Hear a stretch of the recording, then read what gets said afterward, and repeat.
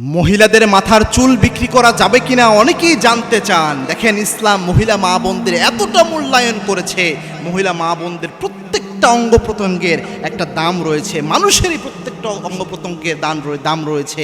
এগুলাকে টাকা দিয়ে কিনা যায় না, এগুলো অমূল্য সম্পদ, এগুলোকে টাকা দিয়ে কিনা যায় না, আল্লাহর দেওয়া নেয়ামত। এর জন্য কোনো মা বোন কখনো চুল বিক্রি করে ওই টাকা নেওয়া জায়েজ হবে না, আলেমরা এটা প্রেসক্রাইব করে থাকেন। কেননা আল্লাহর দেওয়া জিনিস হচ্ছে এই চুল, এই চুল মানুষের দেওয়া কোনো কিছু না, এই জন্য কোনো অঙ্গ বিক্রি করা জায়েজ নাই।